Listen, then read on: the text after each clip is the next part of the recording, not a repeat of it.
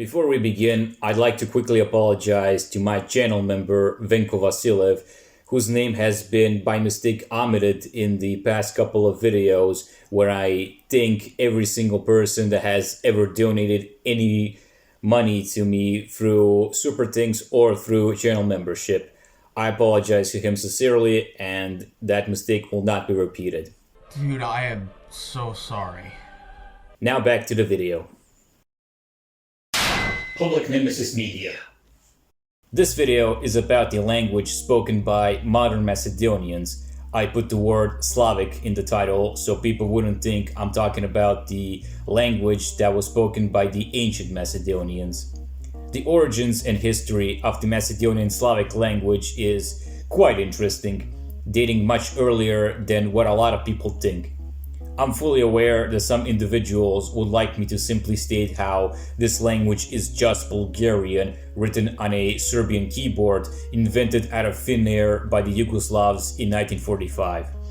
That's not really the case when it comes to Macedonian, because its separation from Bulgarian was a long process that was actually finalized instead of started in 1945. Let's get one thing out of the way first. Is the Macedonian language Bulgarian? Yes and no. Let me explain. We have to be real and say that the Macedonians from the 19th and early 20th century not only identified as Bulgarians, but also called their language Bulgarian. Evidence for my statement can be seen everywhere you look. Let's start with Joachim Krčovski, because Macedonian historiography is crediting him with writing the first works in the Macedonian language. That's what Macedonian historiography claims, but when you take a look at his writings, like say, Story About the Terrible and Second Coming of Christ, which came out in 1814, Krčovski wrote that the language used for that piece of work was the simple Bulgarian language.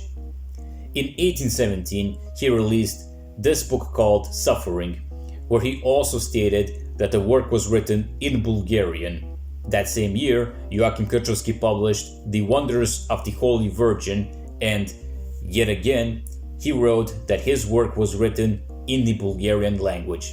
Next up we have Kirill Pejčinović, the second earliest writer in the Macedonian language, or so said by Macedonian historiography. He's mostly known for his 1816 book titled Mirror, which on its front page states that it was written in the vernacular Bulgarian language of Lower Moesia. There's also Comfort to Sinners, a book Pejčinović wrote in 1831 that was for unknown reasons released later in 1840. In the preface of the said book, written by Theodosius of Sinai, who actually printed the book in his printing house located in Thessaloniki, it was written that the book was in the simple Bulgarian language of Lower Moesia. Theodosius has printed two more books that contain the language called Slavic Bulgarian, but not a single one in the Macedonian language. I can also show you Bulgarian folk songs by the Miladinov brothers, which came out in 1861, Bulgarian Reader by Kuzman Shapkarev, which came out in 1868. Okay, you get my point. So if Macedonians, or to be more precise, the Macedonian Bulgarians, spoke and wrote in Bulgarian, then where on earth has the Macedonian language come from? Well, it didn't come out of nowhere overnight, even if some people like to claim otherwise. The first thing you have to understand is that the Bulgarian language has many different dialects. Now, that's not unusual or anything special, but in the case of Bulgarian, its Western dialects, that of course included those from Macedonia, were neglected. In 1878, when something that could be considered a Bulgarian state was established, the Bulgarian intelligentsia decided to standardize the Bulgarian language based on the dialects spoken in northeastern parts of Bulgaria, most likely because the most populated towns were located in those eastern areas. This decision led to a divide between Standard Bulgarian and Macedonian dialects. For the record, it's not like the Macedonians were indifferent or doing nothing about the standardization. For example, a philologist from Macedonia named Parthenia Zogravsky wrote an article on the Bulgarian language all the way back in 1858, where he explained that the Macedonian dialects of Bulgarian were different from Bulgarian dialects east of them. He gave 14 characteristics of Macedonian dialects that made them unique, and hence expressed his view that the dialects of Macedonia should be considered in the standardization of Bulgarian. In 1870, Zogravsky would join forces with Kuzman Shapkarev, another philologist from Macedonia, who had his own articles on how Macedonian dialects were in some ways different from Bulgarian, and together they sent their idea for a mixed Western-Eastern Standard Bulgarian to the Bulgarian historian Marin Drinov. Drinov's response was, nah. And so, the Bulgarian language was standardized with the Eastern dialects only as its base. That was a problem for Macedonians because, although they technically spoke the same language as Bulgarians, there was a noticeable gap between their dialects and standardized Bulgarian. Grigor Prlichev, for example, wrote in his autobiography that his knowledge of the Bulgarian language was weak. Therefore, for writing, he used the Old Bulgarian language, Old Bulgarian being a term used by Bulgarians for Old Church Slavonic. Yep, a Bulgarian didn't know how to write in Bulgarian. Another example is an article on Bulgarian school books written by a Bulgarian teacher from Macedonia named Nikola Pop Filipov in 1868. He ended his article with, quote, "The school books that were translated to Bulgarian have been just a little more understandable to us Macedonians than the ones that were in Church Slavonic, hence why we received little benefit from them." So even before the Bulgarian language was standardized, there were noticeable differences in the dialects, and the way that the standardization was done later surely didn't help. Regardless, the Macedonians used the standard Bulgarian language in their books, their documents, even in personal letters, most likely because it was all Bulgarian to them, no matter the dialect, and creating a new language didn't seem like a good idea at the time. There were only two cases in the late 19th and early 20th century that could count as language separatism. I feel it's worth mentioning them because it will make the later part of this video easier for you to understand. First case was a magazine called Loza, created and published by Macedonians that lived in Bulgaria's capital city Sofia. Now, I'm not sure if I can call Loza an evidence for early Macedonian language separatism, because the people behind that magazine wrote in its second issue that they didn't want a separate Macedonian language, but simply wrote in their Macedonian dialect. However, I'm mentioning it here because A, they didn't use the Bulgarian alphabet, but a script they made for their dialect. Yes, some sounds specific for Macedonia were not present in standard Bulgarian, and B, the then Bulgarian government, led by Prime Minister Stefan Stambolov, banned the magazine because, as they claimed, it was tearing apart the Bulgarian language. This will have more importance later in this video. The second case was an infamous book called On Macedonian Matters, written in 1903 by Kriste Petkov Misirkov. Misirkov's idea presented in that book was that in order to achieve independence for Macedonia, a separate Macedonian nation should be recognized in Macedonia, made out of its Slavic population. He wrote an entire chapter dedicated to the idea of a separate Macedonian language, which he regarded as integral for the Macedonian identity. The idea was to use the Central Macedonian dialect as the base for the language, but the entire concept of Macedonian national separatism was almost universally rejected at the time, although the idea of Macedonians needing to have their own language would be seen a little over 30 years after the release of On Macedonian Matters. 1910s rolled in, and with them the most difficult time for Macedonians.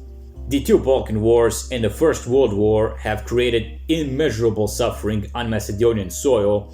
Many moved to Bulgaria even after the wars, and to add insult to injury, about 90% of Macedonia ended up in non-Bulgarian hands.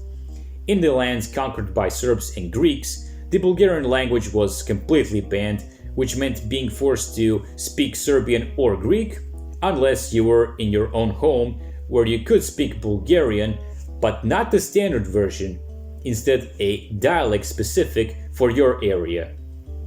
Let's take a look at Vardar Macedonia, occupied by the Serbian monarchy.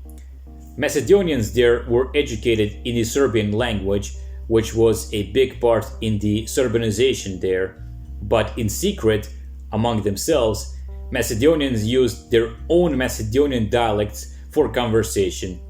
After all, Bulgarian schools and churches were closed, and even something as simple as a book in Bulgarian was forbidden.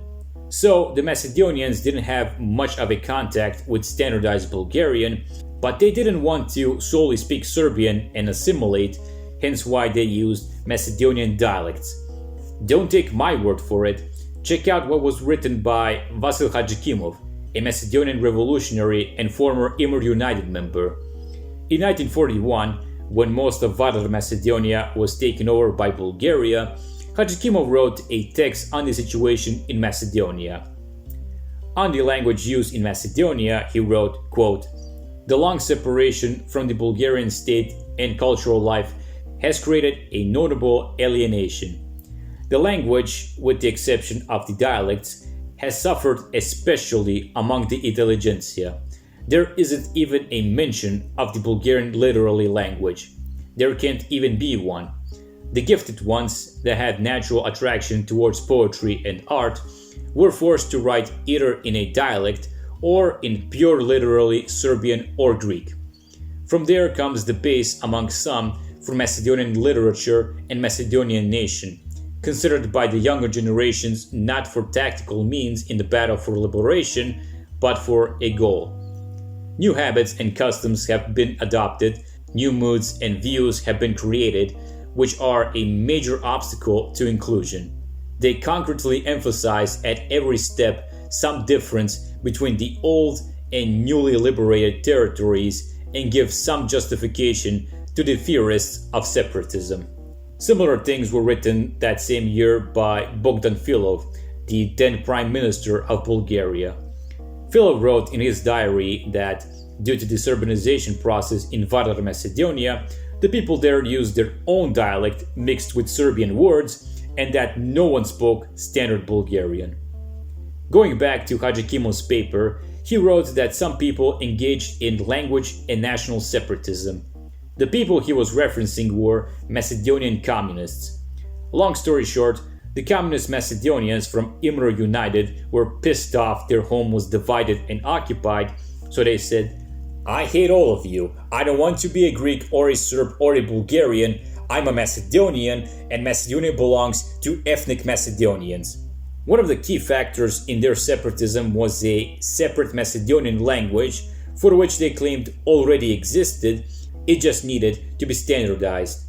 They went so far that they claimed even people like Joachim Krčovski and Kirill Petrinovich wrote in that Macedonian language. The logic was, it's not standard Bulgarian, they wrote in a dialect specific for Macedonia that wasn't used for the codification of the Bulgarian language, therefore they wrote in a separate Macedonian language. But that's not all. They would also take the situation surrounding the Loza magazine and its ban for tearing the Bulgarian language and then say, "Ha! Check this out! We had our own language all along, but the bourgeoisie didn't allow it. Checkmate." The reason they did that was their opinion that a Macedonian language was integral for the Macedonian nation and its existence, sort of like how Krsten Misirkov wrote in his book that a Macedonian nation needed their own literary language. There was also the argument that Serbs and Bulgarians, two Slavic nations, claimed that Macedonians spoke a dialect of Serbian and Bulgarian respectively, so the Macedonian language existing would be an argument against Serb and Bulgarian rule. In the second half of the 1930s, Macedonian communists started to develop their own language. In 1938, they founded the Macedonian Literary Circle, although a plan for its creation date a couple years earlier. Its members wrote in what they called the Macedonian language, which naturally meant the Slavic dialects from Macedonia, but most of them were written with the Bulgarian alphabet. The books they wrote were actually collections of songs that meant to present Macedonian literature. Even in the Kingdom of Yugoslavia existed Macedonian poets who wrote songs in the Macedonian language. It was a modest start, but it still showcased the direction taken by Macedonians. World War II came to the Balkans and it ended with a communist victory. With the communists in power, the separate Macedonian nation was finally recognized. They were given a state and their own language was standardized in 1945. Sadly, some controversial moves were made in that standardization. The Yugoslav Authority decided to put many words from the Serbo-Croatian language in the Macedonian language in order to bring Macedonians closer to other Yugoslavs and away from Bulgarians. On the other hand, the Bulgarian communists decided to reform their language in 1945, and with that, they removed Yat and Goljam Yus, the only two letters that are read differently depending on which dialect you spoke. Afterwards, the Macedonian and Bulgarian languages went their own way. And that, ladies and gentlemen, is why Macedonian and Bulgarian TV stations need subtitles for the Bulgarian and Macedonian language respectively. This has been the abridged history of the Macedonian language. I hope you enjoyed watching this video. Thank you for watching this video. God bless and goodbye. Какво мислите за парка, където се строи тук отзад с паметниците? I don't know. I don't know what you're talking. Where are you from? English, Macedonian, Bulgarian, Serbian, what do you mean? Български. No, македонски, причай. То не е ли един и същи? What бе, то не е един? Македонски и български. Не е ли едно и също? Не е едно исто. И как да не? Ето, аз ти говоря, ти ме разбираш, аз те разбирам. Добро. Не е важно. Се разбираме.